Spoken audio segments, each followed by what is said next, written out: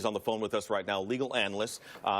He's been listening along to give us a little bit more insight into what he's heard here. Brian, first of all, give me your reaction after hearing that news conference.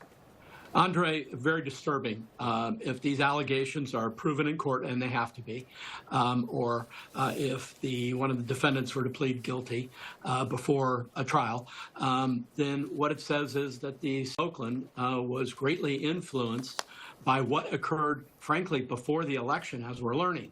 And promises were made to Sheng Tao and her partner to help them get into public office, Sheng Tao, that is, and it's disturbing. Do we know what sort of punishment the 4 people who are listed in this indictment could face? I know they have a court hearing at 10:30 back here in Oakland. The news conference we just brought you was happening across the bay in the city.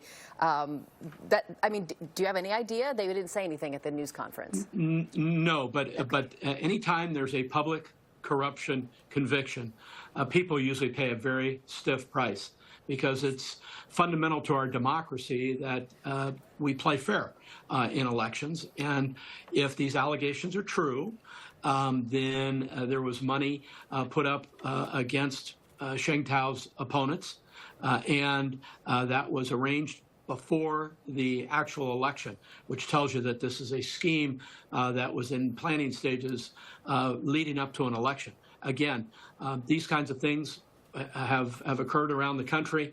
When they're discovered, the people who are involved are severely punished. Brian, I imagine these allegations, the evidence has to be rock solid. That's why they started investigating almost 3 years ago now, and they just brought the case. So they were dotting their I's and crossing their T's. The government, at this point, you would assume, has a rock solid case, would you not?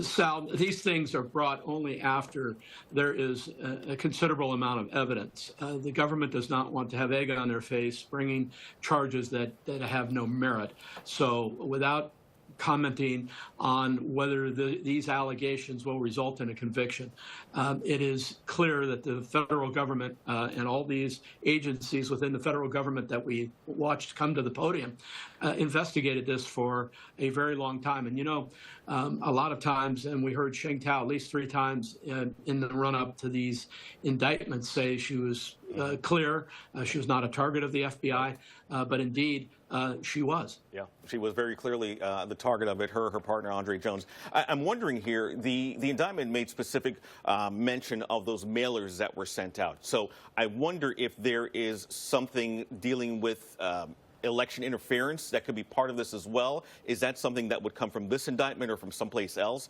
What are your thoughts on that? My thoughts are that the use of opposition campaign material, which goes on in nearly every campaign, is one thing, but it needs to be declared so that the public understands what money is being put into a campaign. Opposition mailers are not the issue here. The hiding of the money to pay for these mailers is the issue. And there will be more evidence that will come forward. And of course, this alleged $95,000 payment to Sheng Tao's partner for a job maybe that didn't exist is also of great concern. But again, to be clear, in every campaign, there's opposition mailers, okay. And some of them are not very much fun to read. But as long as the people who are paying for them declare that, it's all legal. What they're alleging here is that money exchanged hands to pay for mailers, or the Duongs paid for mailers that were not accounted for in the election accounting, as it were, and that is illegal. Brian, I want to ask you about disenfranchisement of voters. Now that the voters are finding out that this election may have been tainted, this is exactly what the government wants to avoid, disenfranchisement, because the election could have very well have been turned out differently. How do you get that confidence back? Is this something that the government does specifically to get that confidence back in the system? Absolutely, because if these monies that arrived to Sheng Tao, her partner, to the company that produced the mailers, and this was unaccounted for, there's more work to be done here. investigation, then yeah, it could have tipped that election. It may have tipped that election. If it did, that undermines our democracy. And so the government in these kinds of cases comes down with both feet, because you have to restore and assure public confidence in our elections. And haven't we been talking about that for a very long time now? Can you tell us what happens next? I know the 10:30 arraignment is what we're all looking ahead to. Garcia, probably a better question for a legal expert, but the case will move ahead.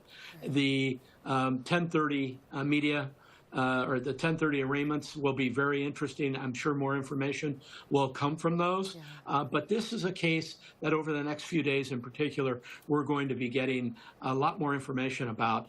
And I think the citizens of Oakland have every right to be extremely upset about at least this initial blast of information and whatever else comes over the next hours and days. The report seems very detailed, and it seems like there was some hiding it.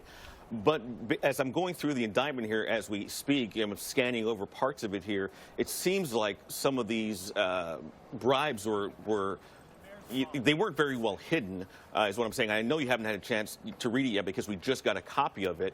But based on what you're hearing here, did it surprise you about the openness of what was happening here?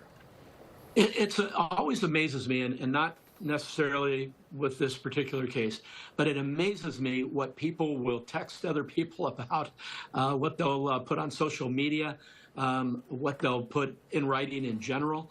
And then, of course, you had the IRS component. So there was obviously money that was not declared, income that was not declared. All of these things working together, the Postal Department investigators. It always shocks me when I look at these cases of corruption, not just here, but around the country, and I've looked at many of them, how naive people are about the ability of government and police agencies and federal authorities to uncover what are, in their minds, sophisticated plots. It is surprising here. We're still going through the details here, and we're waiting for that arraignment here in Oakland, coming up at 10:30 for that. Brian Sobel, legal analyst for us, thank you so much for providing your insight. We appreciate it. I'm sure we're going to be talking to you later on today about what we're learning as more information comes out about what is happening here. That indictment.